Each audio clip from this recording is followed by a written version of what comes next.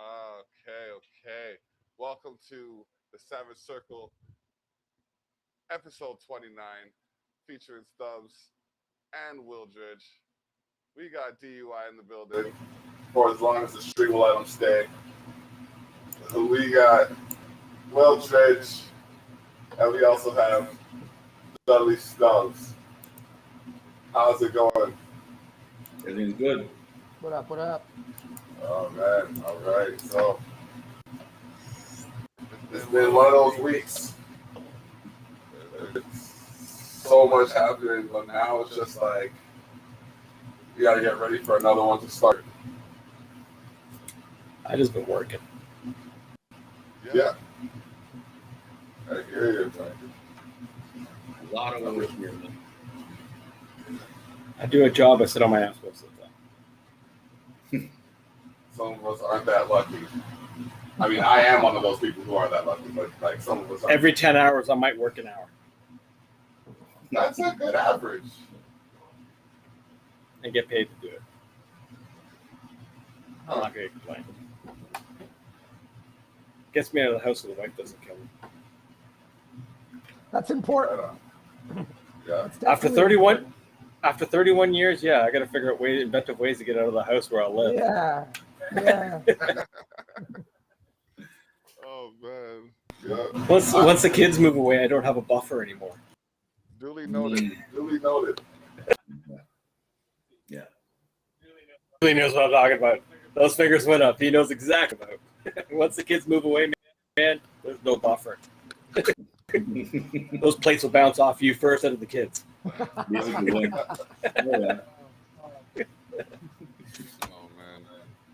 that's great. That is true. I'm just going on YouTube to share the link. There we go. So who are these fine people? I believe I've talked to at least both of them on a phone call. Yeah, they booted them. There you go. Yeah, well, we'll go in order of how I met. I mean, Wooldridge is, and I'm going to call him an entrepreneur extraordinaire because he has a few different avenues of business that he conducts, but creative management is his current focus, so we'll let him talk about that. Yeah, so I do quite a few things. I was an artist for a while,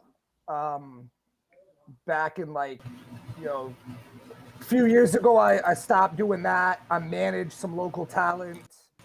I just launched a creative agency not that long ago, doing everything from creative direction to social media marketing, brand development. I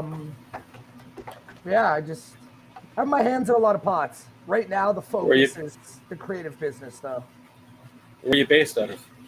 Right now, I'm in Thorold. Used to live in St. Catharines. Now I'm out in Thorold. Oh, you're in the region. Oh, somebody actually close for a change. Region, yeah. Yeah. Okay. I mean, that's some interesting artwork you got there. That is art, right? Yeah, that is art. That's dope. Still, I'm looking at the thing over your left shoulder. Oh, that? Yeah. Yeah. Is that drawn by someone you know, or was that something you picked up? No, my wife. So my bedroom is half a bedroom. Yeah. And half an office. Okay. So that's some drapery thing my wife ordered for over our bed. Okay. Kind of like my place. Yeah. But then from behind me to ahead of me is my, I've got a little office spot here. Man, I wish I had a desk that big for my studio. Oh, it's a pretty. That is what I need right now. Pretty big desk, yeah.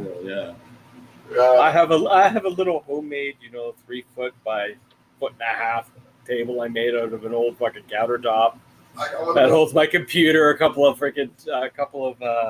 monitors. I got more over this way. I just have clothes on it, so I'm not going to show. But I got a couple filing cabinets, a 55-inch TV I use as an external monitor. Yeah. Yeah. I got this little corner desk. Like I saw it online. I'm like, okay, this is nice. Got to it. It was like a little thing. It was just like, you know what? I'm gonna make it work. Yeah, if I put more guitar stuff and bass stuff and like just instrument studio stuff in my house, I'm pretty sure I will be kicked out. I will be evicted. Half of my bedroom is all those guitars hanging everywhere, basses hanging everywhere. I got 2 full stacks that sit right beside my bed. Like literally, I sit up on my bed and my studio's right there, and I can start recording right there any given second I wish. And then my front room's pretty much the guitars hanging everywhere. My wife really doesn't have much of a corner of the house, right? I see. Like, this is the queen, though. When the things bow down, when the leg goes to the ground. I get free reign outside of these walls. Like, I get to be that lion on the prowl. I'm good, you know what I mean? But in here, there's just too much happening for me to try and control it all. So I just, you know what I mean? I just leave it where it is and kind of get what I can. But she's just good like that. It's like, even just now, I cooked, right? And I left the kitchen. I'm like, I'm going to come back to this. I'm going to fix it, make sure it's proper. By the time I got back inside, the kitchen was done, sorted, organized, and everything. It's just like, I'm not going to complain. You know what I mean? Like, nothing to complain about. Exactly. So. It's hot in here. You should have seen it before the AC. Oh, man, I'm telling you, man. Oh, buddy. Central air, man. Oh, man. Oh, no, where I work has geothermal, so it does not go any warmer than like 19 degrees. Oh, man. I'd be dying. I'm still trying to figure out which Oh, no, like you walk by the vents and you freeze because it's like Arctic air coming out. Oh, that's what I need. Yeah. One day I actually had to wear a sweater all day while it was 35 outside. No. Yeah, I think I was on the phone with you that day. I was freezing my ass off. And I'm well insulated. I got you beat. Well insulated. My last day of high school, it was, I kid you not, it was 40, the regular temperature. No humidex, it was 40. And yeah, but when we were younger, I don't think they ever counted humidex. No, this is like 95. 90, this is like, you know, because I was in adult reentry school. I skipped a lot of classes, so I went back to adult reentry to graduate. So it was 40 degrees, and I went there in a black sweatshirt. Came home shirtless? I came home with it stuck to me. Oh, yeah. I had to take a scissors and cut it. That's no way. Yeah. Oh. It was really lashed onto me, man. Like I sweated like crazy. Like it was like when I took it off, it was literally dripping with my sweat. I used to work in a place where it would get 60. Woo! That wasn't counted the Yeah. Oh yeah. Well, I worked in a factory where we made veneer, so all the machines were steam fed. Yeah. So it was 60, not counting humidity. I worked at a factory for a while through a temp agency in St. Catharines, and they did they made like car parts and shit, and there was no air conditioning at all, and we had to wear like Kevlar shirts because we were dealing with sheet metal. So you're in there in like a 90-degree day outside. There's no air, there's no fans, there's no nothing, and you've got like a full Kevlar, like 90 pounds of clothing. Yeah. There's no breathe. And a mask covering your face. This was before COVID, but we had to have a mask, like a shield, and the goggles and the earplugs. It was crazy. And then I went to the other end of the spectrum. I was working in a refrigerated warehouse, and we had to keep our bombers on, plus another jacket we had to wear over it. Yeah, that's how cold it was inside there. By the way, tell us who you are. Yeah. Me, okay. Even better. Right now, I make a ginger-infused stout using roasted oatmeal stout. From that, I made a barbecue sauce that I'm trying to bring out so I can put a stamp on the barbecue scene. That's my aim, is to put Toronto on the barbecue map, because you got like, you know, Kansas style, Memphis style, all that. So I want to have a Toronto style. Okay. Before this, I was making cheesecakes. Did that for over 10 years. Small business, just me. And before that, just I've worked every facet of the food industry, from the snack bar to the food processing plant. You know, I've even done fine dining. Actually, no, that's the weird one. The first time I ever did fine dining was, get this, a kosher fine dining sushi restaurant. I've heard of weirder. Yeah. But the thing is, like, you remember, you're in Toronto. That's very highly possible. Yeah, except that this guy, he put me at desserts, but he didn't want ice cream, he didn't want a cookie, he didn't want a pie, and he didn't want cake. What the fuck did he want? Strawberries covered in sugar?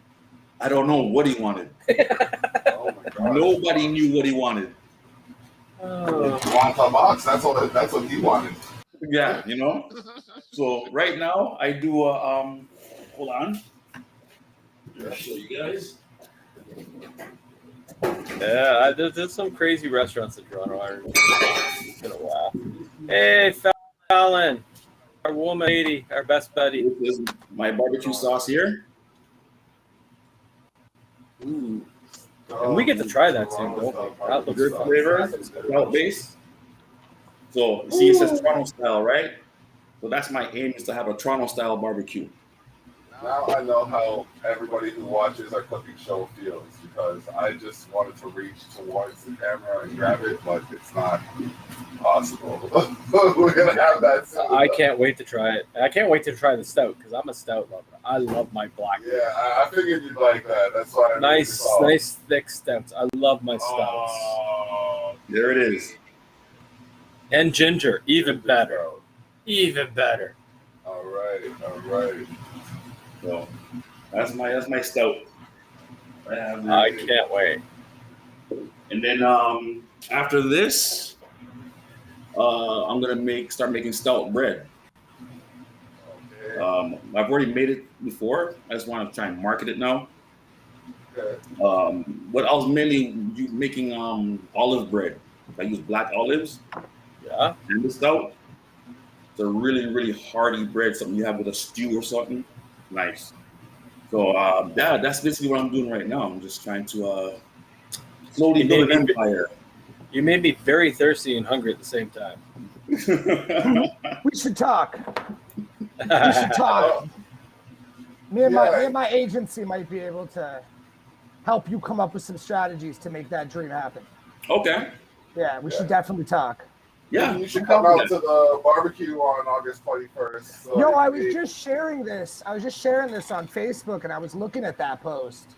Yeah. Which post? I made a little bit of a teaser post, you know what I mean, to kind of get the pot brewing a little bit, you know what I mean, get people knowing that there's something happening. But it's going to be to a limited number of people, and there's going to be like an entry-based system, because we're gonna have some perks. Some perks. So okay. Yeah. When's it gonna be? It's gonna be August 21st. Where? Oh, at my place. Welland at this present point. At this present point, it will be in Welland. Currently Welland. Yeah. Okay. Send me a link when that's exists. Yeah. Okay. Send me a link to that. I will. Because our barbecue show seems to be going like this. Like, people really enjoy them. Yo, people like food, man. Okay. People like food. And for some reason, people like this crazy show. Okay, so then if that's the case, then we should do like a beer chicken show using the stout. I can send the stout to you guys and show you guys how to do the beer chicken, and use that for your show. You guys can try it out. Tell me how you guys like it.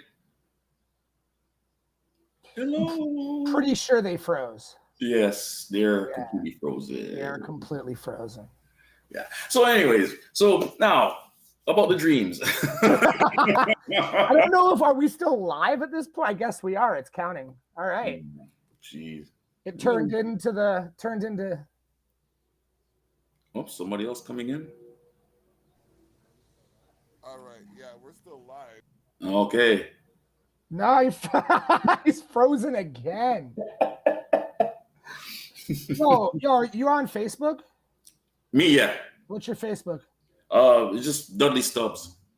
Dudley Stubbs? Yeah. He says when you see Dudley Stubbs Jr., that's me.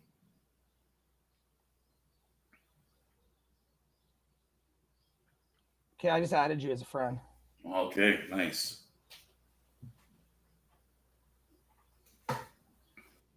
There we go. I'm back.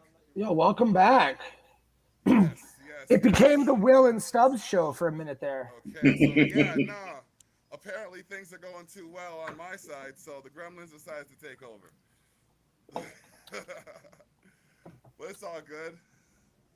I think the internet's coming back on the other computer. But yeah, we're still live. We're still going. Okay. What, you're on your phone now? Yeah, bro. Come on now. Resourceful. What kind of phone you got? Never leave home without a backup. Yeah. When you're at home, have a backup. That's right. What kind of phone are you using these days? Okay, kill your mic. Oh my God. Okay. Yeah, that's definitely. That's painful. It's not the mic. There we go. No, for some reason his router decided to reboot on us. Yep. Right in the middle of everything. Nobody just. Yeah. We haven't had a week where something went wrong in a while. You know, Great Baptiste? Is that William? You know Great Baptiste? Yeah. Oh gosh! Oh my gosh! Me and G Wonder go way back. Yeah, I know G Wonder. Yeah. Yeah, man. Me and him go back to all days. Like I said, man, I made music for years, man. I had an album. How old are you? 53. Okay, so you remember HMV? Yeah. Yeah, I had an album at HMV across the country. Okay. What was it? It was called Music is Life. It was a hip hop album. Okay, I know that. I remember that one. Yeah, Music is Life. Yeah. I remember that. Yeah. Well, that was you. Okay. Yeah. Wow. See, like at that time, well, it was like 2016 when I put that out. 2016. Okay. Yeah. See, I'm from not back too in the long 80s. ago. No, it's not too long ago. Yo, here. Yeah, we're the old ones there, Dudley. Yeah. Yeah, we're the oldest ones here. You're not much older than I am, so. Okay, there you go. Yeah, I'm from my first concert I ever went to was in 1985. I was 79. 1 year old then. Right, 78 is when I first got into hip hop. 1985. Yeah, Run DMC. I was still swimming around a sack at that point. I was 5 years old and I saw Neil Young side stage. I was a year old. Okay. I was born in 86. Yeah, I actually performed that concert all too. Like back in the 80s, I was part of a group called West End Projects. Yeah. I know that name. You know West End Projects? I know that name. I'm excited now. Well, the thing is that it was made up of two separate entities. There was one group called Criminal Touch, and then there was me, right? And back then I was known as Baby D. So that was you.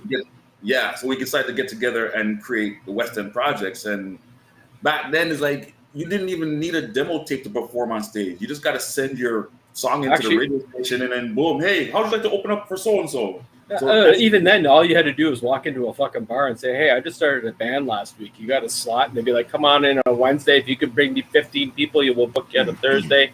You bring in 25 people, we'll put you on a Saturday. Isn't that how PHS started? I remember my first show. I was out west, and I was out in Calgary for a while, and I literally walked into this hip hop spot, and I was like, who's the promoter? And they took me to this like 6'2" black dude, and they're like, this is the promoter. And I literally, being a little scrawny white guy, I walked up and I was like, yo, and I rapped like for 3 minutes.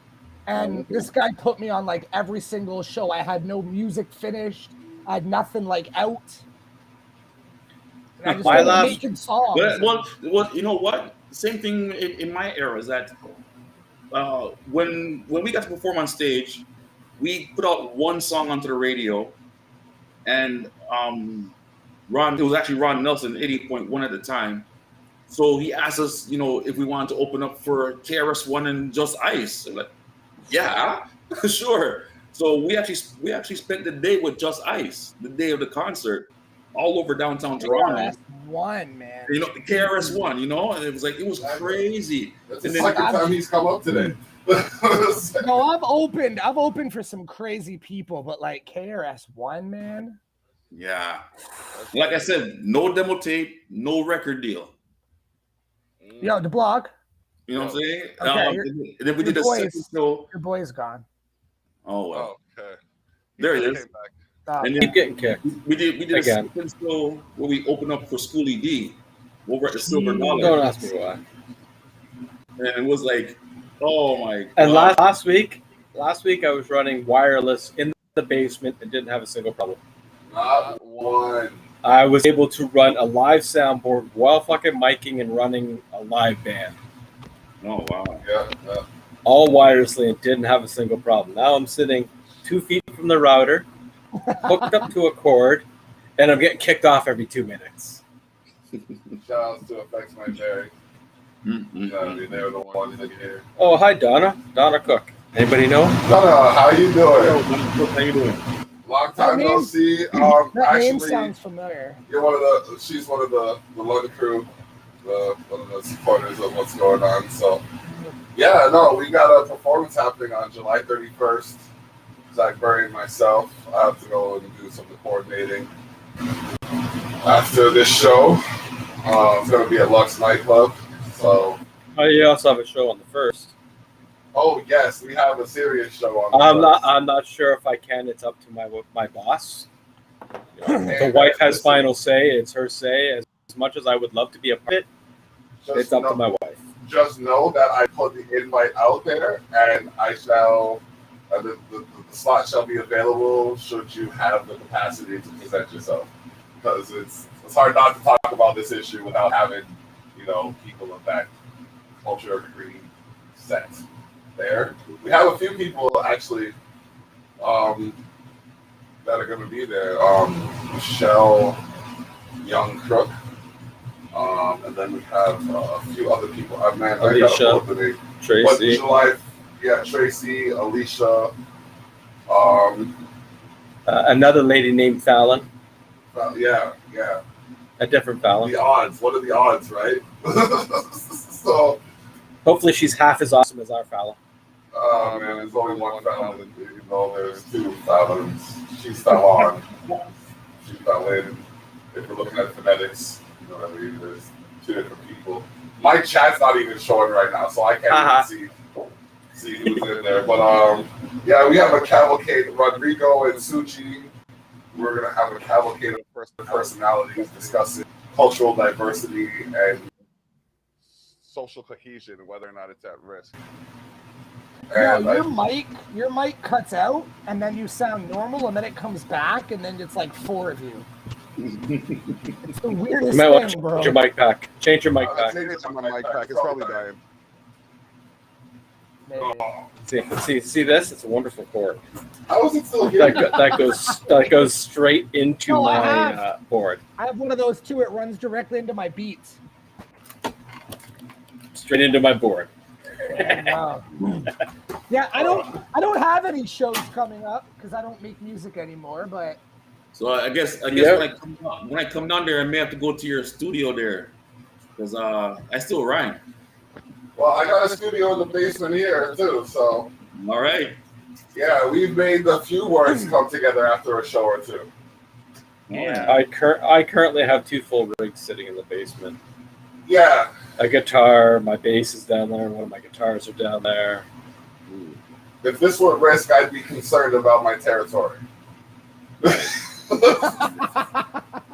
One setup is like 1,200 watts, the other one's 450. It's, just some small stuff. Just some small stuff. Yeah. You need some headroom playing with bass amps.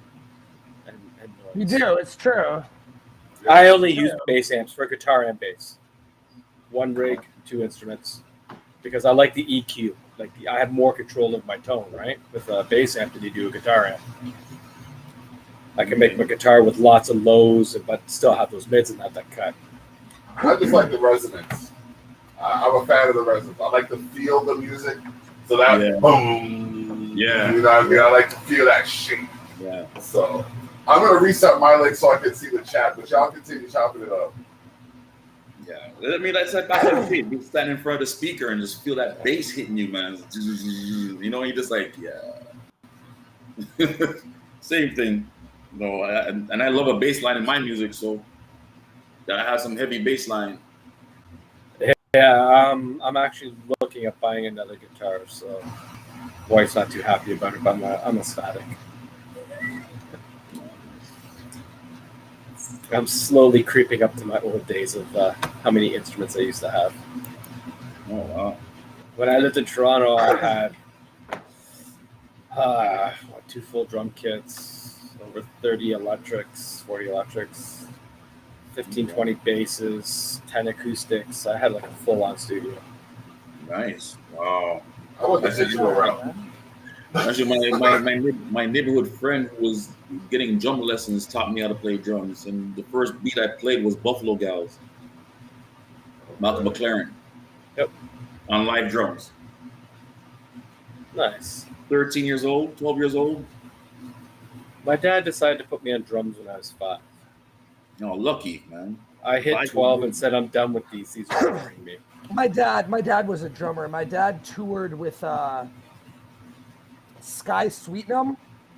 Was like a one-hit wonder years ago. He used to have like so many drum kits. I just jumped through school. My dad played in a Canadian band. Yeah. Yeah, I jumped through high school.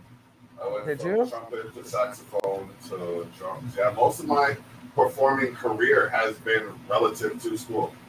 Like, I mean, I've performed in 10, 15-piece bands. I've been a drummer for a 60, 75-piece ensemble.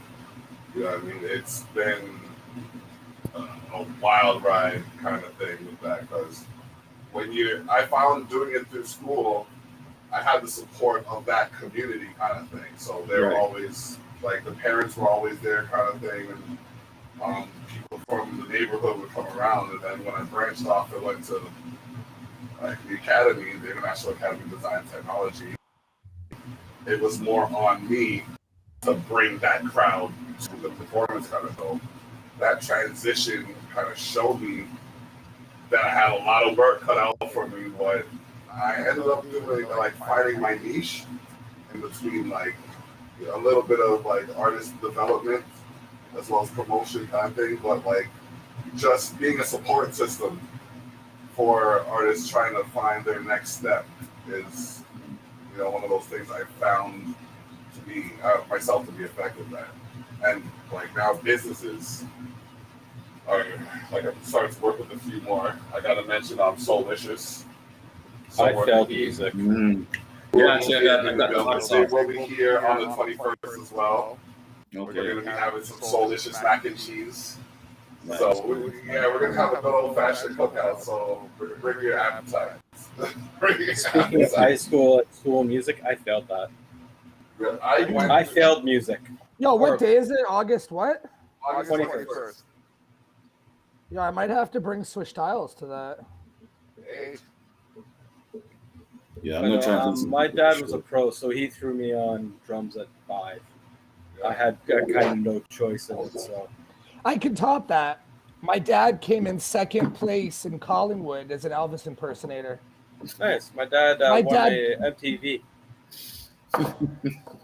for playing with Neil Young on the video Rockin' Did he actually? Yeah? Yes, he's the drummer in that video. All right, you win. You win. No, I'm nowhere near that spectrum. My father was a boxer, and then he went into sheet metal. So my dad was into metal too. He said he was taught me how to box if he could do that. Yeah, he taught me how to box, You know, back then there was a show on City TV called Fight Night. Yep. And they say you have like, 7, 8-year-old, 9-year-olds boxing in the ring. So I'm like, yeah, I want to get in there, I want to fight these dudes, man. So, but it never happened. I ended up getting into hockey instead. It was just good. I mean, it was nice. Like I've my dad always was a boxer. I was 5 years old. My father goes, "What do you want to do when you grow up?" I said, "I want to be on the Leafs." That was my dream. I wanted to play on the Leafs. Like, teach me hockey. Let me go play on the Leafs and just bring some Stanley Cups home. But never happened. But I got to play for 3 years. Yeah, Jeez. Terrible. And then I played for 3 years, and my second year, I got MVP. I got booed at my own banquet. Wow. Damn. Well, I mean, fact that I'm the only black guy there, so yeah, it's not right. So, but I mean, I got my revenge on them because I said to them, I says, I hope I see you guys next year so I can get another MVP from you guys. And I said that you guys have been playing since you were 4 or 5 years old. This is my second time ever playing on skates, and I'm better than you guys. Imagine if I said to them, imagine if I started playing at 4 or 5 years old. Right? Did I tell you the tattoo I'm thinking of getting? What? Oh. I'm thinking of getting that for a tattoo. It's like, no, real talk. I'm tired of putting on my whole fucking outfit when we're winning and to find out the next game, like, things just go sour, man. I got 10 years on you. I lived through the Ballard years. The 80s were fucking. See what I mean? He knows what I'm talking about. The man couldn't walk through Toronto without getting shit thrown at him. I have Bauer's practice pass. Yeah. Not Bauer. Ballard. Yeah, Ballard. He could not walk through Toronto without getting death threats or things thrown at him. Oh yeah. And then they had the nerve to bury him under center ice. That's the rumor, but.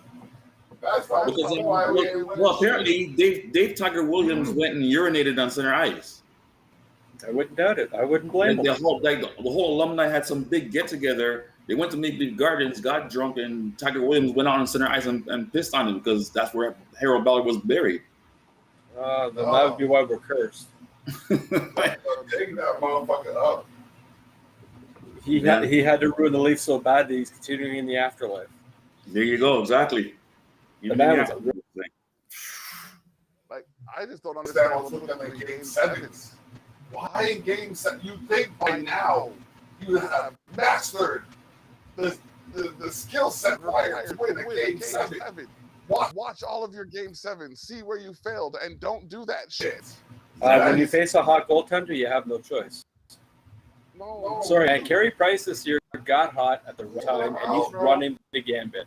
Yeah, but we beating teams all above his skill level. That's fine. We had him 3-1. But like, exactly. Yeah, but Carey Price got hot and stood on his head. That game, fucking 5, we should have won 8-2. Yeah, we should have. Yeah. Every single one of those games, we should have won. But Carey Price all of a sudden went, "Oh shit, I know how to play this game." You hit him hard. You hit him hard, and you keep shooting at him. That's what you do.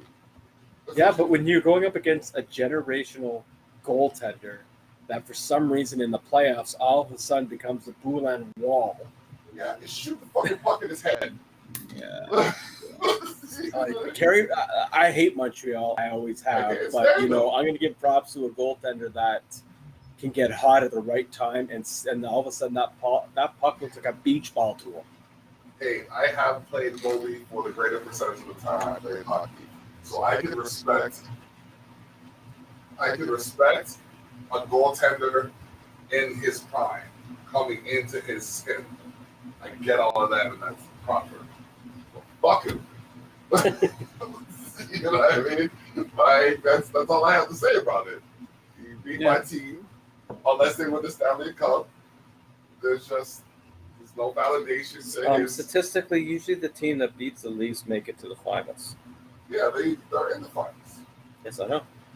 But like, they haven't won it yet. And No, they make it to any team that usually beats Toronto, usually 9 times out of 10 makes it to the finals. And about 60% of the time wins the cup. I know Boston did it 2011, but they did any other year since then. Let's see what the Kraken bring. What a stupid name for a hockey team. The Kraken? The Seattle Kraken. I'm like, oh my God. Are you kidding me? That's their name. The Krakens. That's the new name, yeah. The Golden Krakens? Knights is better than that. The Krakens. Release the Kraken from Seattle. Yeah. Wow. They should have just stuck with, like, the Space Needle. I mean, there's so many names they could have gotten for but no, Seattle Kraken. Oh. Wow. I'm sure Disney's gonna hit them up with a fucking copyright law or something. Yo, DeBlock. But what happens is this is what happens when your focus is making sure that you don't send another team to Canada. Right? Because look how they rearranged the divisions now, right? All the Canadian teams are in one division. For this year, yeah. So Bettman is making sure that Canada doesn't win another Stanley Cup, which might happen now, but hey. Yeah. Why would you want Because think about it. What do you think would happen if you had 2 Canadian teams going for the Stanley Cup? They would have the best ratings they'd ever see in decades. Exactly. Exactly, they would, because everybody would be watching. But because it'd be mostly Canadians watching, Bettman doesn't want that. Yeah, but the funny thing is, he wants to use our players. Most of the league is Canadian. Exactly. 96%? I think that's what it said. 96% of the league is Canadian? And most of the coaches not have some kind of Canadian descent, or they come here to learn. Basically, they come because hockey's our game. So, it is. What were you gonna say? Wooldridge. Yo. You were gonna say something. Oh, I was gonna go completely off topic and be like, we got to get you a Swish Styles shirt for your collection back there. Actually, where is it? I have the Trick or Treat shirt, but it's just out of season right now. But yeah, get me a Swish Styles shirt. I'll throw it up there. I gotta get you an always in season shirt for. Yeah. Well, you want one too? Always, like I'm even wearing today. Look what I'm wearing today. Yeah. I can make that happen. I got a closet full of Swish Style shirts. Like I was nice and decided to keep it not so political today. It's the joy. Look at that! Look at that! Yo, it's the joys of being his manager. I get shirts. I get every time I wear somebody else's shirt, I get questioned about it, and I tell them where to go.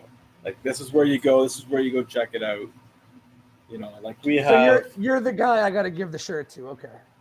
Not just me, man. Block pushes it too. It's a joint venture. Yeah. Man, if it wasn't for local, there'd be nothing at all. We got Zach Burry. We got Slightly Intoxicated. We got some WWE right here. We got the True Gang, Lush and Bonton, and then mine is supposed to be all the Stubbs shirt right there. I don't see the effects may vary. Yo, I got the one from my album release party still. Nice. Okay. I got the what do I got here? Yo, the Trick or Treat. That's the one I got right there, man. I got the Swish Styles. I got the Swish Styles head that we never actually released. Okay. Oh, that's sweet. I like that one. Those never got released. And then I got one. I had one for me made. Nice. Okay. All right. Yeah. Nice. Very Will Wheaton looking. Wow. Bro. No offense. No offense. That's why this circle is savage, bro. You never know when it's gonna come out. Jeez. That's what popped about. I'm sorry. If that's offensive, I'm sorry. I apologize. But, he is kind of a mainstay right now, thanks to Big Bang, so it could be a compliment, man. It's true. Yeah, no, I'm good. I'm fucking Will. What was that? You don't know what? I was like, you don't know whether or not take it as a compliment or be offended. Nah, neither. Oh man, I've heard worse. So. You know, I'll just cry myself to sleep later. It's all good. No, no, definitely not. Stubbs just doesn't know what to say. He looking down. He just chuckled down quietly. No, I'm laughing pretty loud. Oh God! Oh, It's crazy, man. It's crazy. That's all I gotta say. It's crazy. Yeah. I warned you. It is a free for all. Have some fun. Yeah. I'm having fun. I'm having a lot of fun. No, think about sitting around the kitchen table with a bunch of relatives and friends drinking a couple of beers. That's basically what we can relate this to. Is that we just have fun talking about whatever. That's the way to do it, right? Yeah. I decided to wear something a little not political today because I've been pretty hard on that lately. But that's my stout bread that I make. Okay. There's a little olive bread there, so the oats on top of it there. All right. That looks good. So There it is. that's my olive bread that you make with the stout. Okay. Like I said, I got that bread maker here still, so. All right, we'll definitely do it. We'll definitely. Yeah. Oh, here it is. That's what I want to show. I want to put this because my rap name is Triple X, right? So I want to put this as my logo. Nice. The brown jug. You remember in the cartoons? Had that brown jug with X's, and you know they never touch it. Yeah. You know who'd be good to have a nut party if we could get them here? Say again? Andy. Oh yeah. He would fit right in. Oh yeah. Well, I mean, like, and he could. Local band from the Niagara region area. They're kind of blowing up somewhat, but they're actually now part of the 2021 NHL EA Sports playlist. They're on the video game. They now have a beer that's made for them at their namesake called Bar Down. Wow. That's made in taps in Niagara Falls. Yeah. Oh, Andy Colonical. Yes. Yeah, good people. Very good people. Oh, he's an awesome kid, man. He has more energy than 5 people. Actually, no, he's a good. So I met Andy Gravely James, who I know DeBlock knows. Yes, he had an article in the, I think it was the Niagara paper. Okay. And I called him and I asked him how he got the article. Because that was right around the time that Swish Styles was doing the hand grenade promo, and we were giving a bunch of all the proceeds and everything to the hospice. And Andy Gravely got me in touch with Andy, who got me in touch with his guy, and we ended up getting Swish Styles a write-up in the paper. Nice. But like really, really good guy. Like it was the first time I had met Andy, and really good guy. Yeah. For an insurance agent, he's pretty honest too. Is he an insurance agent? Yeah, he in the insurance agency. Yeah. It's just weird because I've only been to one brewery in Niagara Falls. I always thought there was only one. That was at Silversmith or Blacksmith, whatever. Okay. That's the only one I've been in Niagara Falls. Where's that one? Niagara. Oh, what's it called? Niagara something road. But it's an old church that they bought out. So it looks like an old church, but you walk inside and it's a brewery and a pub. That doesn't bring any bells to me whatsoever. Oh. See, that's what I'm saying. It's like that doesn't really help. But like I'm not really. I've been here for like. I'll tell you exactly where it is, man. I've been here for like 5 years, I think. Yeah, I moved here in like 2000. I went from Toronto up to a small bumfuck half a horse town. Niagara Stone Road. Niagara Stone Road. Yeah. Fuck, bro, I've been everywhere. I was born in Welland, moved to Yeah. Moved to Hamilton when I was like 6 months old. So that got worse. From Hamilton, I went to BC. I lived in Calgary for a while. I lived in Burlington for a while. That place. And then I came out here. I didn't know that was a brewery. Yeah, Silver Smith. Okay. I didn't know that. The breweries I know is Taps, which is down on Queen Street, which is actually in downtown Niagara Falls. Okay. There's one that they opened up over by the Rainforest Cafe on Clifton Hill a few years ago. Oh, okay. Which is right there on Clifton Hill. I know where Rainforest is. I'm gonna check it right out. There. And there's a new, the rib fests that go around everywhere. That Billy Bob's truck. They have a restaurant there across from there now. Wow. I didn't know about that one because I like the occasional craft beer. Yeah, this because they at the time I went there, they were playing around with an ale, Scotch bonnet ale. Ooh. Yeah, it was phenomenal. Like the heat didn't come in until after you already swallowed the beer, and it's only like a little bit of heat, like it's like right here, and that's it. It's gone. Like I just couldn't get enough. I like stouts. That's my thing. I like. Yeah, that's my thing now. Now for me, it's just nothing but stouts and porters for me, man. Yo, I feel like the heat was there the next day too, though. No, it wasn't. No, he probably pissed it out an hour later. Basically, he was so drunk he didn't feel it coming out. Yeah, that too.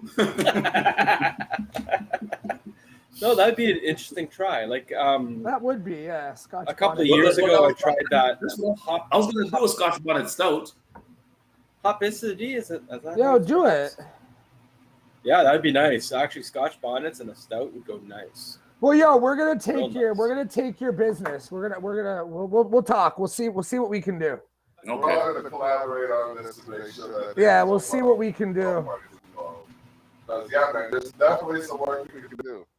Like I know a guy that I'm gonna talk to when we leave here and see what I can coordinate, but that might be a little more difficult than anticipated. But you know, some of the good things are. Some of the good things are. We're just talking about some of these churches that got burned down and whether or not it's going to be seen as a terrorist attack. Where's this? What? The church that burned in BC, like. You mean the churches that got burnt in native land? It says, I just got information that says BC. I'm not exactly sure. Yeah, they got burnt down on reserves. There's nothing anybody could do about it but native police. Yeah, because the federal has no jurisdiction. That is the local police or the PP. Yeah, because last I remember, natives weren't religious. No, they're spiritual. No, they're spiritual. Yeah. They're spiritual to the point that the original name for Canada was Turtle Island. Yeah, that's There's right. a whole long folklore of the woman of the clouds came down, landed on a turtle, and so on and so forth. Right. Everything has its own spirit. Everything has its own thing. There's no one big creator. That's right. That's right. As a matter of fact, the same thing they did in I found this out. They did that in ancient Egypt. That they were before Akhenaten brought in the worship of one god. They were about nature. That everything was about nature because they were so deep into nature. They were giving respect to the pineal gland. Yep. You see that on the walls. There's some look like a pine cone. That was the pineal gland. Because that's how they found out, and then we found out. Hey, that's your third eye. Hey. Yeah, it's. I had a debate with somebody because I was born Roman Catholic. Right. I was put through the Roman Catholic paces. When I was 12, I told my mother and my parents, I don't want to do this. This is not for me. Right. At that point, I've already started learning about residential schools and that because of relatives. Because I am part native. Okay. And friends and whatnot. So my reasoning then, when I told my mother and my parents, was because, wasn't because of that, because I was still a little young to comprehend that at that age, but I did comprehend at that point that why should I follow a faith that could stop world hunger but chooses not to? That's right. The Catholic, the Vatican right now could actually stop world poverty, but they wish not to. Yeah, and I was raised Pentecostal. Yep. And I don't know. There was questions swirling in my head, but I just didn't know how to put them out. See, and I don't begrudge anybody their beliefs. Me and Block have had discussion. He has his beliefs. I have my beliefs. Every individual, as human nature, needs something to believe in to get up every day and do what you do. I don't care who you are. You can be an atheist. You still have something you believe in to get up every day and do what you do. That's not for me. That's not for me to say or change. No. Just don't force it on me. Yeah. Yes, that's the thing. That's the thing. Exactly. And that's and like I went through that with my mom. My mom was the Seventh-day Adventist, and like after my father passed, I went through that for a long time. Like just try to keep drilling stuff in me until I decided, okay, let me read this Bible. But I decided to study it instead of reading it. And in studying it, I came up with questions she could never answer. Well, here was my question to a lot of people that follow Catholicism, okay? Or that style of religion, in my opinion, okay? You can be a Catholic, you can be a Christian. If you believe in Jesus, you believe in the Bible to some extent. Okay, now here's my question. These are the same people that say people that follow the Quran are all bad. Yeah. If you actually read the Quran, it is one of the most peaceful religions of life. And I was in Islam for a while. But there's also extremists that pick what they wish because that's what they read. But these people that say they're religious are doing the same thing that they are, but condemning them for doing that too. Yeah, basically. You know what I mean? Like it's I don't know. It doesn't make. If you go back to the Crusades, that was their extremism, right? You go back to the Crusades, that was the religious extremists. There's basically killing you if you say you don't believe in God. You know what I'm saying?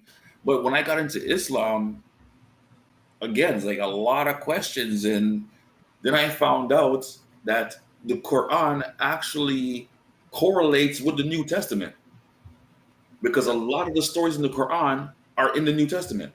See, what I found with the Quran was that where the Bible talks more specifically about the human beings and their interaction with each other, the Quran goes into further depth and discusses our interaction with nature and life as a whole.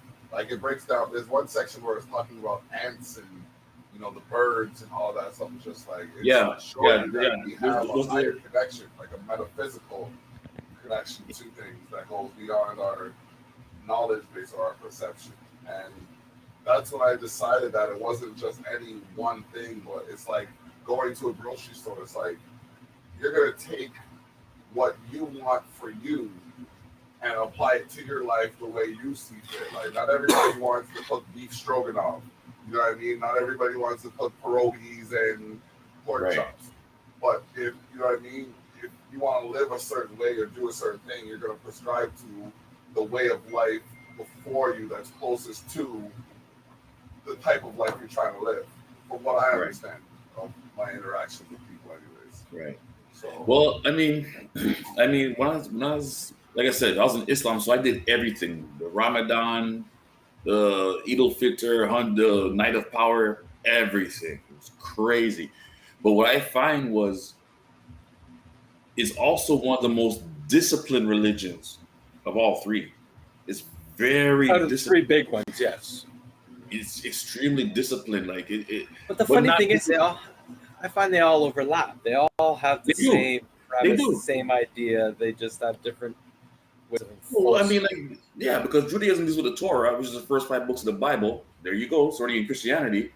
And then I found out, for instance, there was in the Quran, it talks about when the Prophet Muhammad was receiving the Quran, and he was told to eat it up. And he replied, "I'm not a reader." So he in turn had to memorize the entire Quran in order to give it out to the people. Now in the book of Revelation, it shows that God told the prophet to take the little book and eat it up. So you ask a pastor, who's that prophet they're talking about? They'll never tell you. I've asked over 10 pastors in my lifetime. Nobody knows. Are you sure it's not about? So it shows how much they overlap. Is that not where the Prophet Muhammad interacts with the biblical aspect and their lineage kind of coincides or some shit like that? I don't know. That's just my theory. Yeah, but if you want to take it back to even more, you can look at the basic indigenous India and their beliefs, which was a mix of almost Buddhism and the Quran kind of style, which was everything has a soul, everything has its own life force. You don't kill unneedly, which reminds me a lot of indigenous, of the Americas or the African way of looking at things. You know what I mean? Like if you boil it all down, they're all basically the same religion, just a different variant. It's what worked for that time frame to control. Yeah, exactly. I mean, as I said, I've gone through at least, I'll say, over 10 years of, I'll say, Christian fanaticism. Sorry, just pure. Like I don't know why, but it was just pastors. Like I had people from Pentecostal, people from Mormons, people from like every denomination coming at me for some reason. I don't know why. I'm like walking down the street. Like I said, let's speak about Jesus. I got too many questions you won't answer. No, so when I was younger,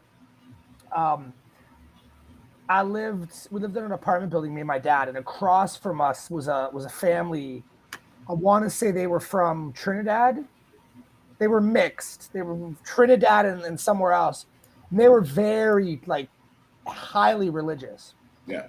And I was friends with the woman's two sons. We would always like play and shit. I was probably like 10, 11 maybe. Mm-hmm. And she got me to go to a church in Hamilton. And it was the same scenario. I went and I just started asking all these questions about God that nobody could answer. And it all came back down to no matter who I asked, they were like, you got to have faith. You got to believe. You gotta just know inside that it's real. And I'm like, life doesn't work that way. Like I can have faith and believe that I'm going to win $1 million tomorrow. No. But it's not the way it works. Like, I'll never hate on anybody's religion. I'll never talk shit about anybody's religion. You believe in what you believe in when you believe in it, but it's human nature. At the end of the day, man, I've got a cross around my neck. I wear it for fashion. Believe in the universal power, energy. There's something that made everybody. I don't know what it is. I just saw a video of a brother who was in Egypt. He was doing a tour, and I saw it with my own two eyes. That cross was on the wall. Yeah. The Coptic Christian cross was on the wall. Yeah. The cross that the Red Baron used in World War I, that black, that was on the wall in Egypt. I'm like, what the? These were probably on the wall too. Well, of course, because the Ankh represents the woman. Yeah, it represents royalty. No, it represents the woman. That loop is the womb.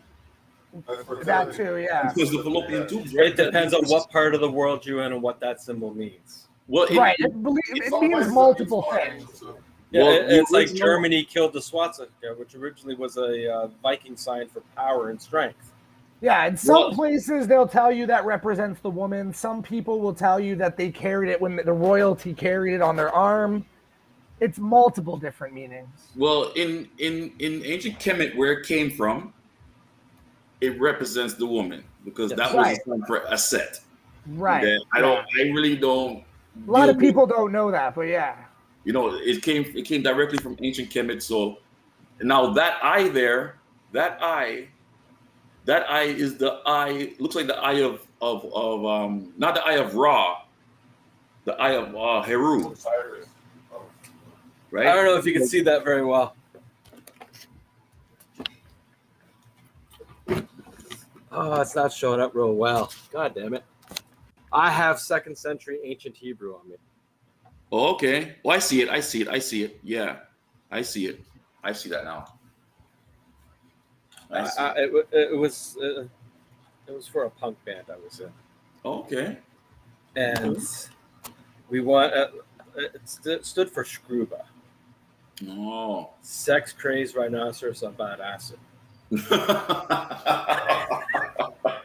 The names of the bands that this guy has told me in the time I've known him just made me shake my head even harder. But we were looking for something that would stand out. You know, we're a bunch of 80s kids Yeah.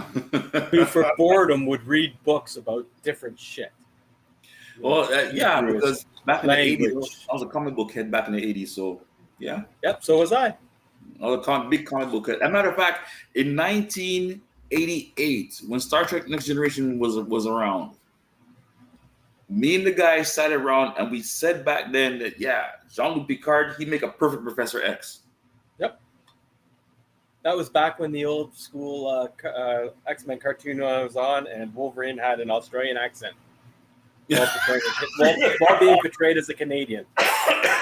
You remember that, right? Yeah. Hell yeah. It's a classic. That was funny, man. That was the best cartoon of X-Men ever done. Yes, it was. It was. If they could turn that into a live-action movie, take my money. Well, check this. There was an episode of X-Men where they actually talked patois. Yep. Right. Yeah. I can't remember if they're on Netflix or Prime. Look for the Mr. Sinister series. Because there's an episode where Mr. Sinister came with 2 other guys. One guy was all brown and hairy. They call him Hairbag. Yep. And then Wolverine says to him, like, move out of my way, Hairbag. And he goes, Earbug? Oh, you know my name. And when I attacked him, I was like, he spoke patois in cartoons? It was perfect patois. Like, you know, it was a Jamaican guy that played the role. But did you know that when Stan Lee made the X-Men, it was actually the undercurrents of it were the struggle of the Martin Luther King, Malcolm X plight, and how they were trying Yep. Like the Brotherhood was Malcolm X and the X-Men were no, Professor X. Professor X was MLK and Magneto was Malcolm X. Yes. Yeah. And Magneto led the Brotherhood. Because Stanley saw that both of the gentlemen was going to the same goal but taking different paths. Yes. So he created these 2 guys to do the same thing. They're going to take the different paths to the same goal. That's Stanley why was amazing at taking cultural problems and bringing it to the masses. On do you know the story about Mary Jane Watson? Which one? Well, the story about how he came up with the name Mary Jane Watson and why. I know it's one of the very few names that don't first name and last name are not the same letter. Well, when he came up with Mary Jane Watson, they actually told him not to use the name. He was told many times not to use names. He was like, why should I use the name? It's Mary Jane. It's somebody's name. He goes, no, because it's too close to marijuana. And at that time, that's what they were calling marijuana, Mary Jane. Yeah. So, and if you actually go through all of his characters, there's only a handful of them that certainly do not have the last name that begins with the first letter of first name. Yeah. And the reason why those ones that don't do that have a deeper story to them. Yeah. Oh, yeah. They call it alliteration, like Peter Parker and. Yeah, he did that so he could remember. But the ones that had stories to it were different, like Mary Jane. Different names. That's right. Yeah, that's right. Because Mary Jane Watson had a deeper story than Peter Parker did. That's right. And just like in DC, they use pure first names. Mm-hmm. Yep. All their characters have first names: Clark Kent, Barry Allen, Diana Prince, Hal Jordan. So it's all first names. Your first and last name is a first name. That's what I know with DC. But I noticed that DC's catalog is extremely small compared to Marvel. That's because Stan Lee and them left DC to form Marvel. Yeah, that's right. Yeah, I remember there's an issue out there where Stan Lee wrote a Batman issue. Yeah, it was a few. He did freelancing for a while. It's the same with Todd McFarlane. That's why he left Marvel, because they wouldn't do the Spawn he wanted. So he said, "Screw you! I'm taking my character and leaving." That's right. Yeah, yeah, I remember that. McFarlane. I actually met him too when they did the Comic Con over console back in the last one, 2000, somewhere around there. This is when he just started, I think. It was him. I met Ron Friends. That time Ron Friends was doing Thor, so he did a Thor drawing for me, and I got stolen. So it would have been worth money right now. But My daughter did a Comic-Con in Niagara Falls. Nice. Okay. And she was the ones that went around with the celebrities. Right. And the last celebrity she was supposed to follow around never showed up. They were like 3 hours. Oh man. Celebrities will do that. Yeah, I remember the last time I went anywhere like that was the Fan Expo in 2012. I went with my son, and everybody was trying to get to meet Stan Lee, but he wasn't around. Anyways, so when Stan Lee came, now I was the person they were supposed to follow around for the signings, and that was Jay and Silent Bob, Muse, and Kevin Smith. Okay. They were going around Niagara Falls on their Instagram. They'll take a picture somewhere, mm-hmm. go somewhere else, and then post it that they were there. And you saw hundreds of people go to these areas following them around to try and catch them. Okay. All right. It was kind of funny. Yo, that sounds like a fun thing to do. Oh, that's Muse and Smith all the way. Yeah, Have you ever followed any of their stuff? Like, they're fucking insane. They just Yeah. They're hilarious. Like, Muse now does like fucking streaming for on Twitch and Facebook for Fortnite on his days off. Actually, I got to play with him a couple of times on the PlayStation before he went to computer. All right. He's an interesting soul, let's say. If it wasn't for Kevin Smith, he'd be dead. Hey. Things that happen in life, man, I'm telling you, it's just so much. I'm looking at this right now, and it's just, we need to be able to have 50 to 100 people. Yeah, and I'm gonna have to find a way to 25 to 50 people. We can have a bit of a rotation. We don't need too many people here at once, and they coming right in and going right through. You know what I mean? That's where I'm at. Yeah. I'm trying to figure out if we're gonna do a couple performances. We do some performances. So why did you stop playing? Wooldridge? Me? Yeah.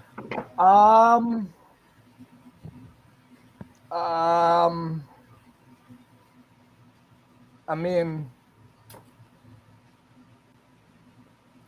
I don't remember what my public answer is for that, to be honest.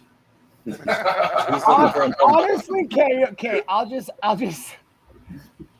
have a PR answer, and then I have like my real. Okay, so to be completely honest, after the album came out, did the HMV, I toured it. I did, I think, like 15 shows across Ontario, and then I still made music, but I had depleted my bank account. I had spent like $7,000 to record, market, create the album, merchandise. I funded the tour. So I still put out music, but I put it out on a smaller scale. And then artist friends of mine were getting to a point where they didn't know where to take it. And I had a pretty good idea where to take it. So I transitioned into management, and that kind of just never led me back to being the actual artist. So no drive to go back to it, no. I mean, I would love to go back to it. I still have Reason on my laptop. I still produce. I still have a mic beside me that I record with sometimes, but I mean, it's to do music with the way today, the industry is today. You got to have visuals, you've got to have marketing, you've got to spend a lot of money. Like you've either got to do something crazy with TikTok to make TikTok take off, or you got to have really high quality videos that are going to make people stop and be like, shit, who is this? And all of that requires advertising and marketing, and it gets expensive, man. Like, I don't know if you follow Swish Styles, but like, I helped him get to where he's at right now, and like it wasn't a cheap process. So yeah, I'm not really the hip hop thing. I'm the rock guy. It's so much easier in the rock world to. No, it isn't.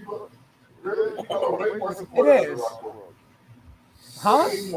People are way more supportive in the rock world. Yeah, people are more supportive in the rock world. You can disappear for 2 or 3 years and your fans will still fuck with you. Yep. You can be 40, 50 years old and go play at a little pub and nobody gives a shit.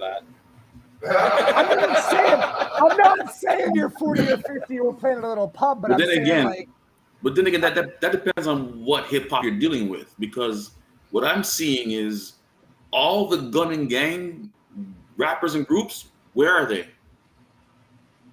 Well, that's not the thing anymore. It's right? The new. But yet Public Enemy's still around, right? Redman's about to drop another album.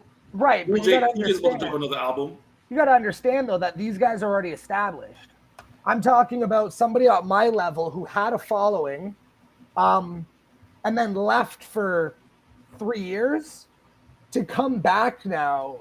You've got to treat that artist. Like if I was looking at myself as an artist, but I was looking at myself from a manager perspective, I would be treating that artist, that's myself, as a brand new artist.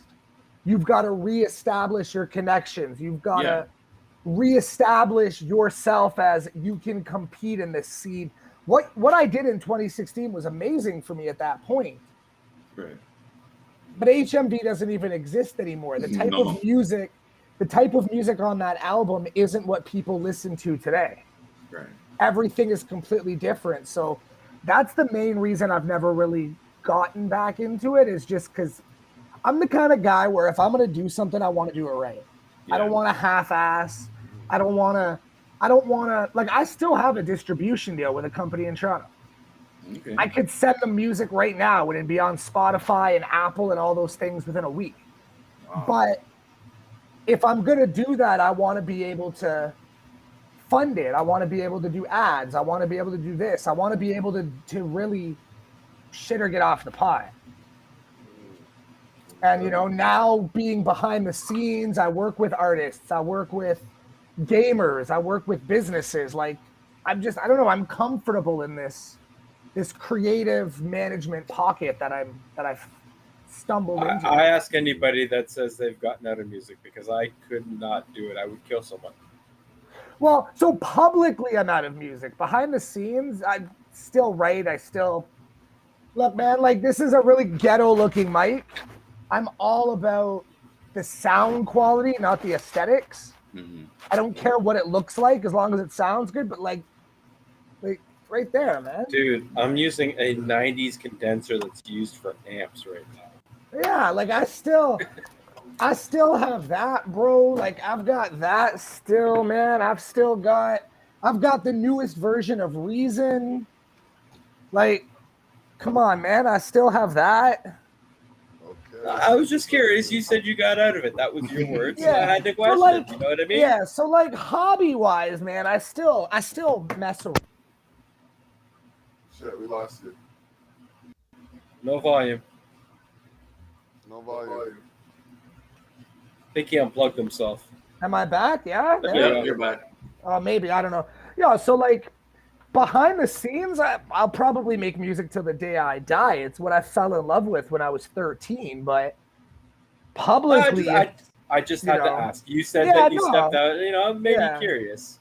Yeah, no, of course. I ask the same question when people tell me they walked away from music, but yeah, how can you walk away for something that's part of your DNA? In my opinion, well, if you can't. It's why I still do it behind the scenes. But if you can walk away from it and not do it, then it was never really part of you to begin with. Right. So like publicly, am I gonna drop a song? Probably not. Behind the scenes, do I have a hard drive with a bunch of music nobody will hear? Yeah, I do. But I don't know, man. It's huh? No lost tapes. The lost tapes of Wooldridge. Yo, I probably. He's thinking now. Yeah. His PR has go. I got you thinking, didn't I? No, it's funny. It's funny because me and Swish had a track. Now I got to think about how I'm going to say this. Me and Swish had a track. And my part was, huh? His PR thinking's coming out. Yeah.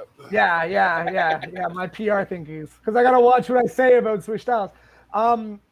We had a track that I had produced, and I had wrote to it, rough recorded it 2 years ago, and I literally gave him the song, and he rewrote a whole new track to it. Because I was like, we're never gonna actually put this song out because I'm focusing on this business and it's making me money, and so I mean, I gave him that beat. Okay. But you'll hear some new stuff from him soon. He's got some things in the works. I hope so. I haven't heard, since, I know you've been on the move since the last time we spoke on Candid Conversation. So they gotta put y'all in on the Terrell Effect one time soon. Yeah, no, he's working.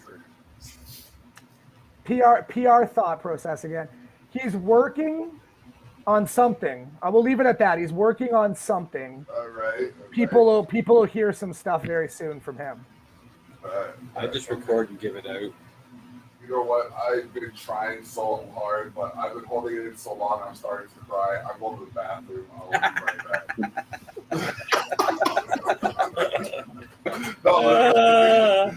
That's terrible. Okay, no, I gotta go. It's called Terrius. It's so terrible. It's hilarious. No.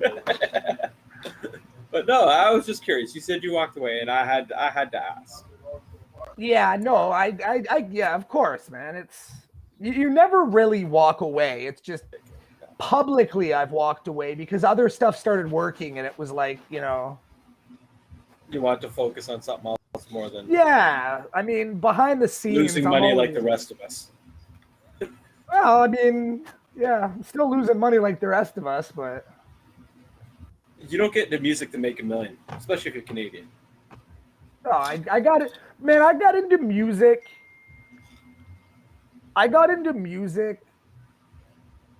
through poetry because I was a kid with ADHD and I was picked on and I was beat up, and poetry was something that my stepmom at the time got me into, and then poetry led to this person just isn't going to stop messaging me.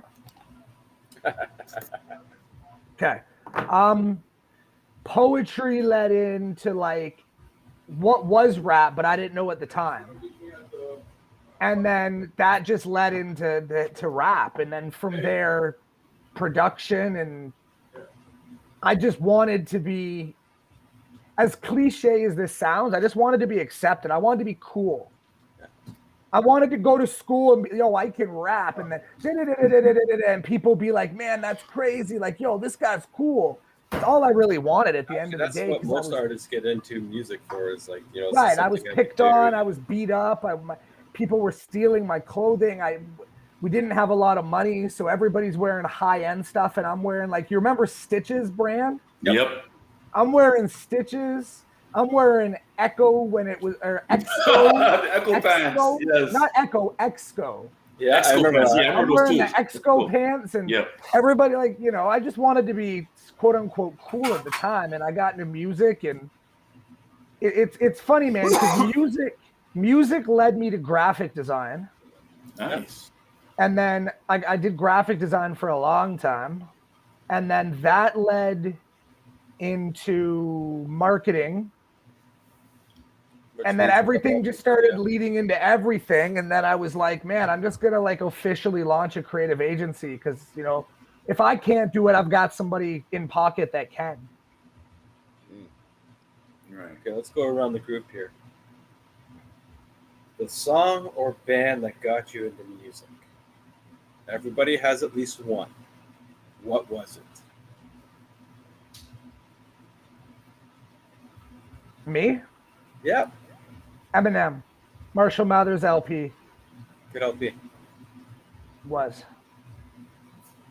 Dudley. Yeah, I see the wheels turning. The first hip hop track I ever heard was Christmas Rapping by Curtis Blow in '78. Yep. Christmas Day. Rock. Like something within me is saying Rakim. Oh man.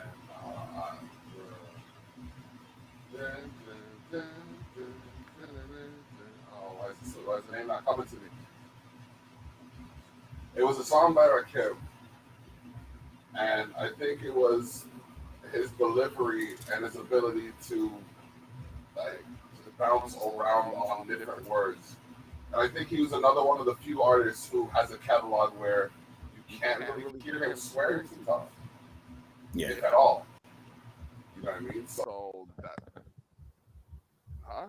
3, and 2 of them may shock you. Rush, their Hemisphere album, that got me in like the way composure was, the way instruments fill sound. Okay. Just that soulful feel. That to me, she was a pop artist for her day. Nowadays she'd be like a Taylor Swift. My idea of catchiness and all that. She just had such a tone. The jazz and blues and that when I was a kid.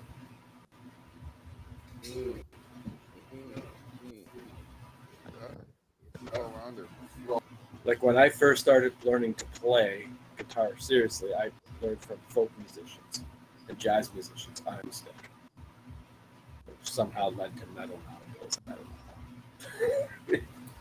don't know. There was less money in jazz than there was in metal music, and they both cost me. Yeah. See, I went a different approach though. So I get embarrassed when I tell this story, but whatever. I wasn't allowed to listen to music that had swearing in it growing up. Neither was I. Don't be embarrassed at all. Okay. My dad was very... See, it wasn't that my dad wasn't cool, but my dad knew that I had ADHD, really bad ADHD. And because of that, I was picked on and bullied. And because of that, I really just wanted to fit in. So he looked at it from at that point in my life, I was going to be a follower because I wanted to be accepted. So he did everything in his power to try to shelter me from the real world, I guess, at that point in time. So the first CD player I got like Britney Spears album. I got Tony Braxton. I got like Dance Mix. Like, remember Much Music's like Dance Mix 95? Oh man, yeah. Those were like the first albums I got, and then the Electric Circus mixes. Yeah, bro. Yeah. Those were lit. So I ended up getting into a group of friends that were all like gothic, and they were listening to Korn and Slipknot. My dad got afraid that I was gonna become like pink lips or black lipstick, black finger. So I convinced him to buy me the Marshall Mathers LP, and he bought me it, and that changed everything. But after that, because I didn't want to be one of these guys that you see now where they'll ask like a new artist, like, what's your favorite punk song? And he can literally only list what his, like, the radio singles were.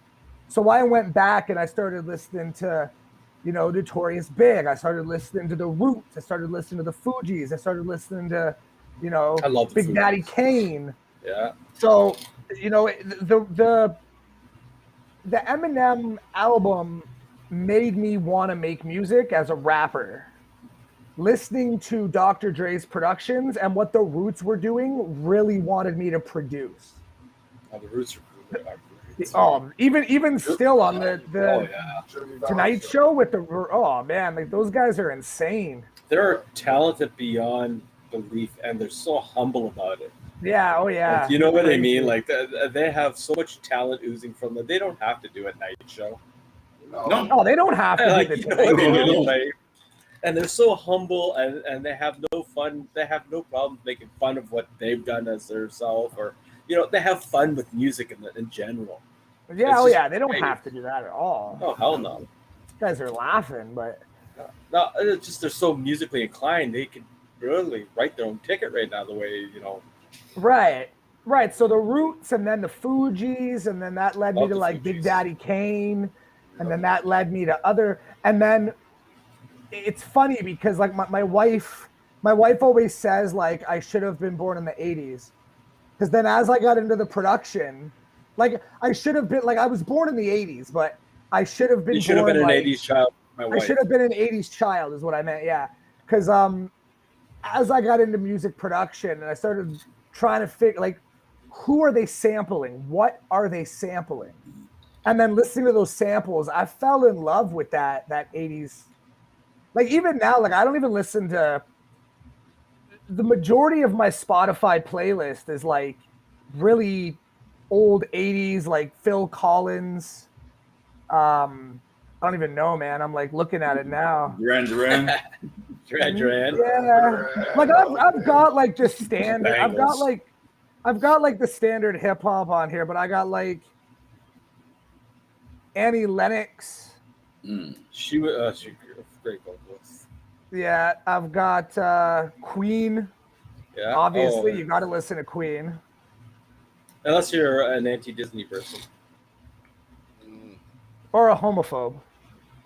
No, Disney owns all of Queen. Do they actually? Yes, it's their record company. I didn't know that. Yep. I knew somebody that was so anti-Disney they wouldn't even watch certain channels. And I'm like, well, you like Queen? Oh, I love Queen. I listen to them all the time. You might want to stop.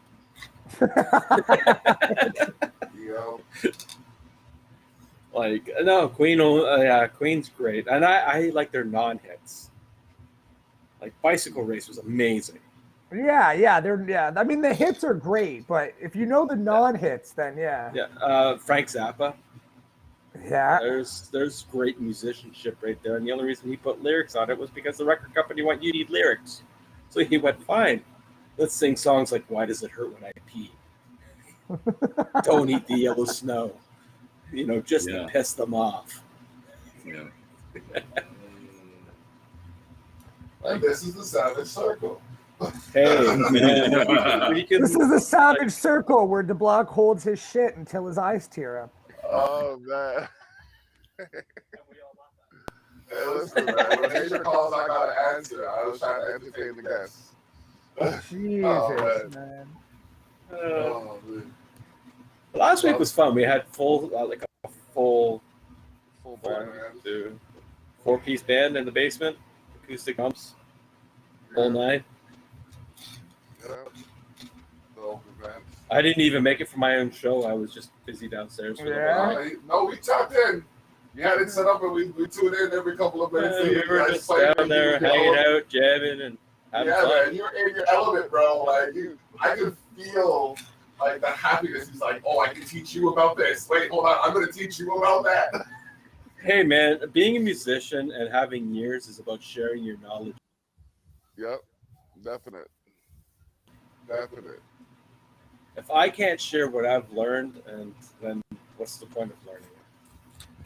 Yeah, true. Music is such a simple thing, but it's a complex thing in my eyes. Oh, yeah. It's the same with the creative world, man. The creative world is a very simple world, but nobody really understands, And if you stop learning, you might as well quit. Yeah, oh yeah.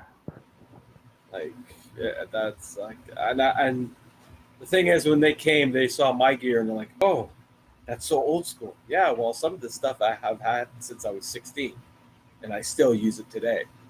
And they're like, oh, how about this? And oh, what do you think about that? You know, it was just sharing some ideas and jamming and just, you know, the different backgrounds and playing and just having fun. Yeah. That's what everything is, though, man. Everything. That's relatable to everything. The whole reason I got into music was just to have fun, just to sit around and jam something out. Yeah, 100%. You know, honestly, I got into hip hop to master the elements. Once I found out what the elements were, I just wanted to master them.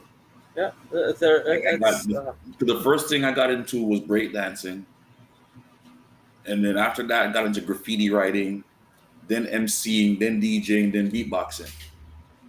Shit, you've done everything. Now you're when this man comes over, we're gonna have some fun. I'm telling you. And the thing is, I was one of the few cats that didn't want to make a record. I just wanted to love the music, master the elements, and be happy. So guys like Mishi Me, Thrust, and all those guys, like I know all of them personally. Like me and Thrust, we both basically started out rhyming at the same time. So we used to critique each other's rhymes at CKLN back in like '86. You know, Mishi Me, I've known Michelle since she was in grade 7.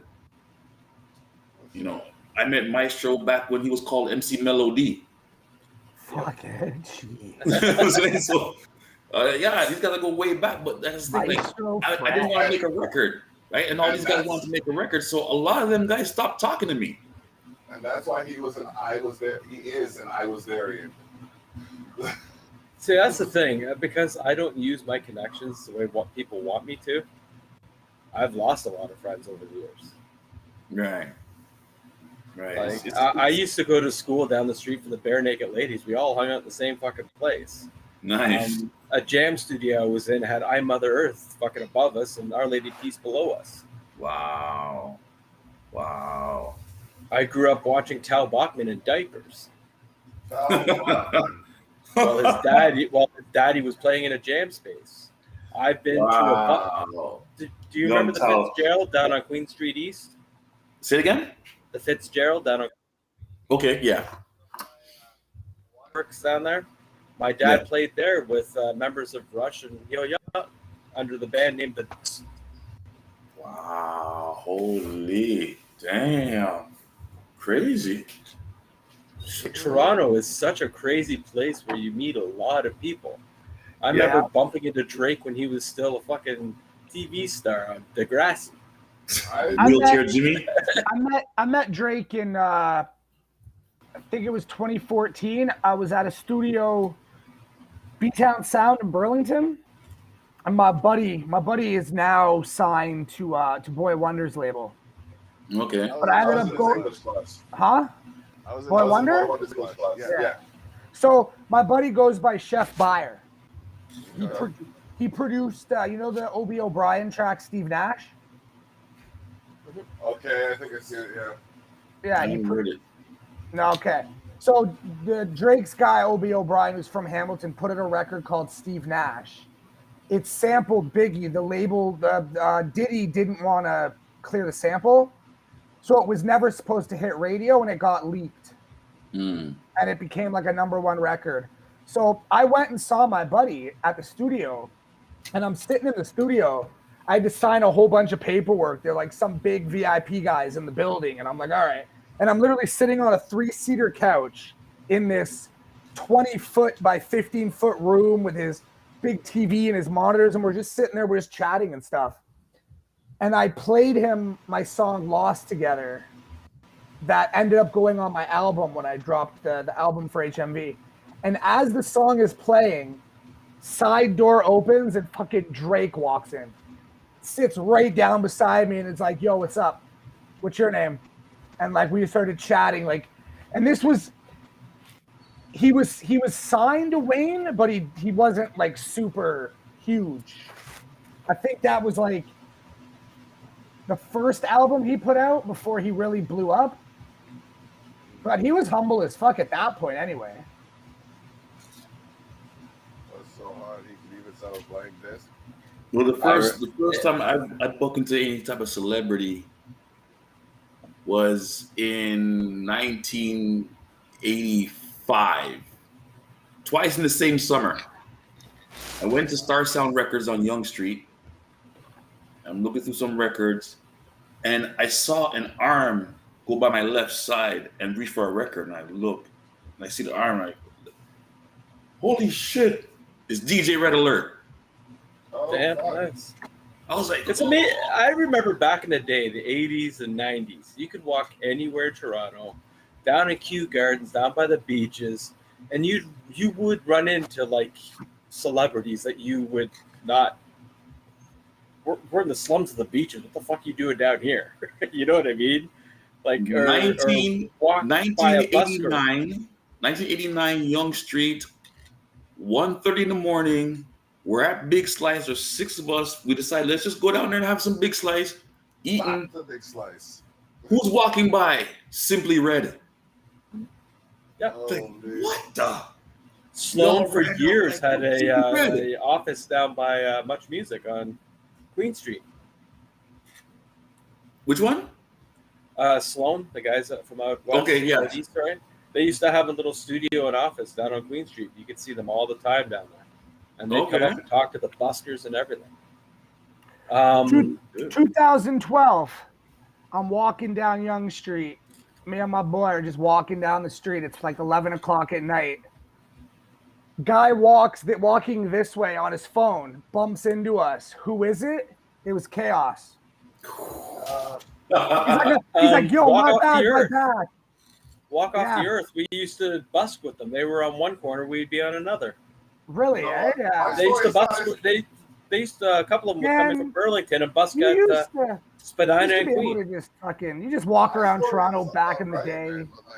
I was at the Much Music Video Awards with one of my boys. It was a couple of years back now. And we somehow we got into the staging area. And we were trying to get out, like cross through because the whole street's full. And we bumped into Socrates. And I have my book. I'm like, yo, I got a signature. You know what I mean? He's like, nah, ain't about that. All right, cool.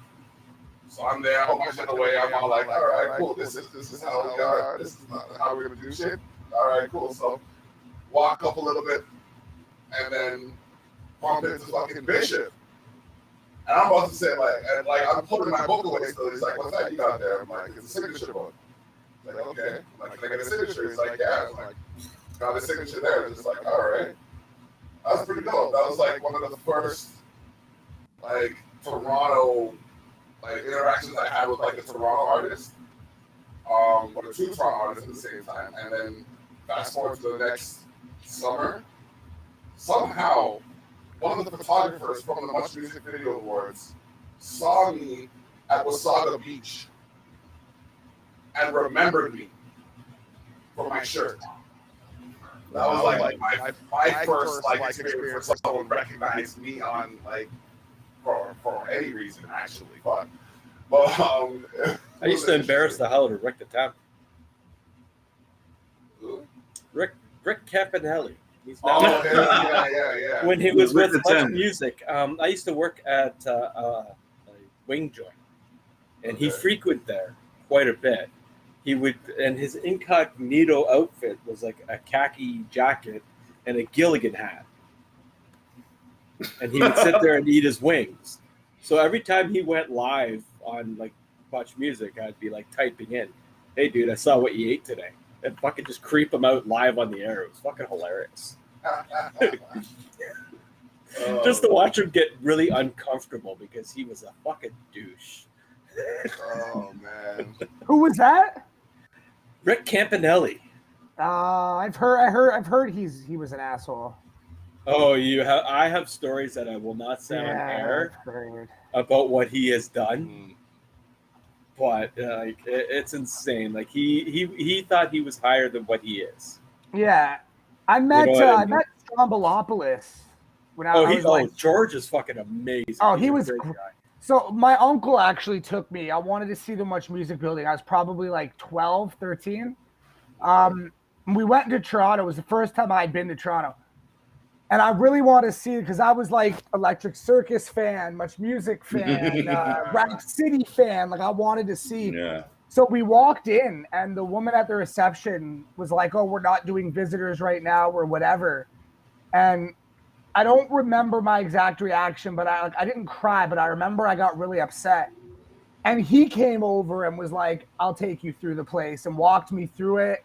He's like, who's your favorite personality on the show? And I was like, Ed the Sock. And he's like, you give me 5 minutes. And he literally had the guy come out with the sock. And I was like, that guy is amazing. Do you remember what he did before Much Music? No.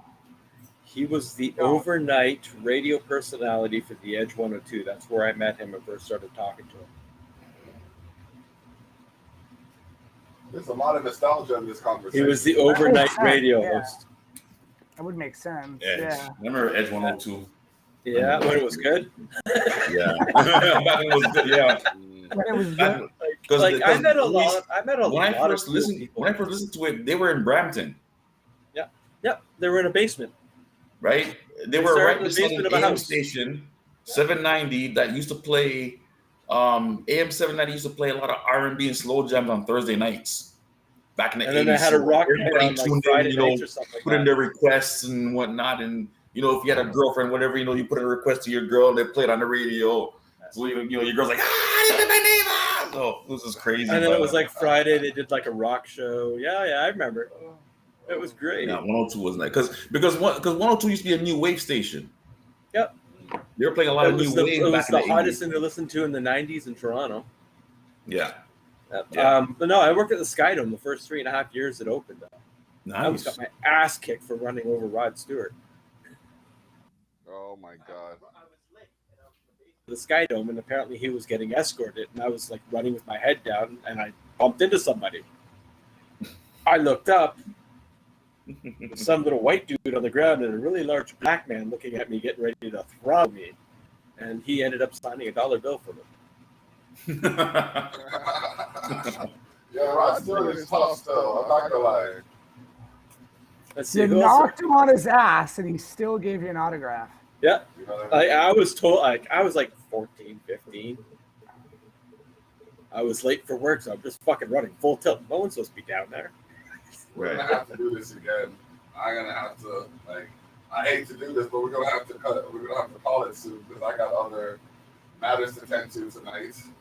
Oh my goodness, this is just picking up. What can I say? I gotta answer the call. So wait till the 21st and everyone's in the same room.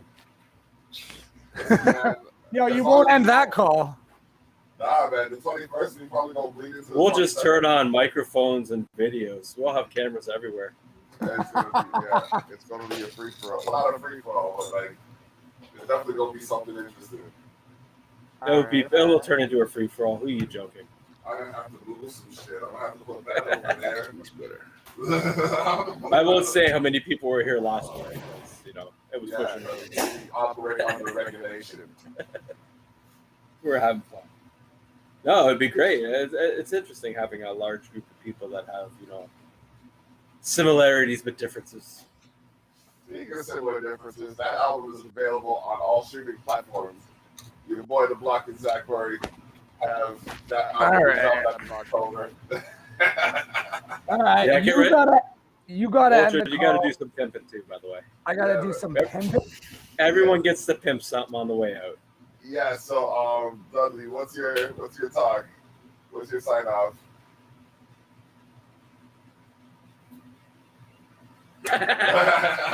What do you want to push? Is there anything that well besides? You got okay. No, on a serious tip, go on Instagram, Stubbs Stout. You can contact me through there to put in your orders for the sauce or the stout, and hopefully by mid-July I should have some of the spice rubs out. Okay. And I'm also working on a little thing. Thank you. There you go. And on the side note, I'm working on a script. Okay. I'm writing a TV show called Heru. It's I'm taking the story of when Heru killed Set.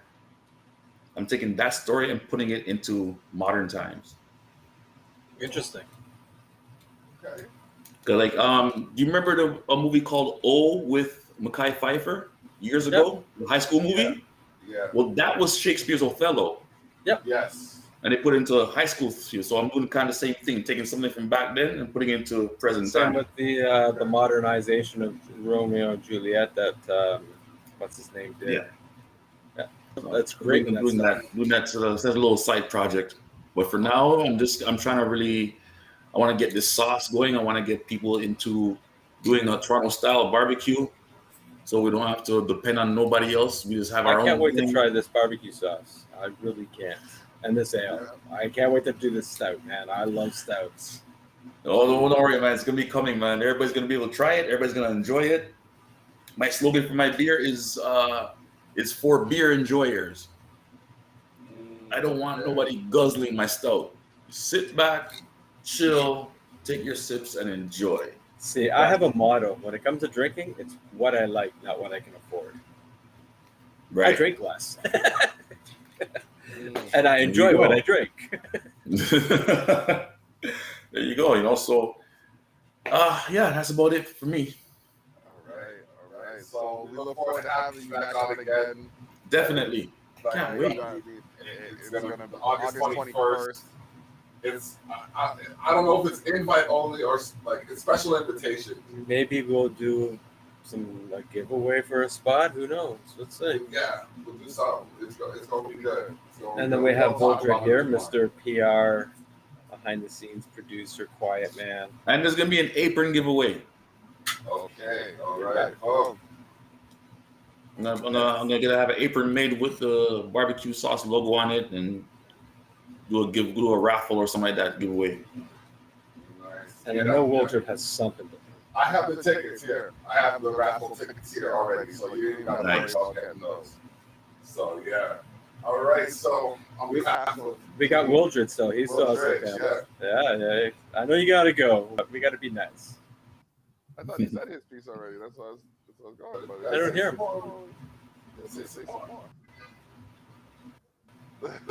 I can't hear him. You plugged out. Can you hear me now? Yeah. There we go. I did say my piece. I said SQL.com, you know? Yeah. Let's put some Sure. work I in. just want to make sure everyone got this. Let's do it. Shoot me for making sure everyone gets some saves. Someone wasn't actually paying attention to our guests. Thank you. I pay attention. I just, want to make sure everyone gets the final say. If the women don't find you handsome, they'll at least find They you should at handsome. least find you handy. Use duct tape. Everything. It's my final Handcuffs? piece. Oh, okay. No, pink fuzzy ones. Pink fuzzy ones? Okay. Yeah. Just leave the chloroform at home so you can deny everything, right? Okay. Straight off the job. All right, no, I'm saying, man. Terrible. All right, we're gonna leave it at that. That was Terrius. Much worse. It was very serious. Yeah. It was so funny. It was terrible. On behalf of DUI, Wooldridge, Stubbs, this is the block saying, bless up.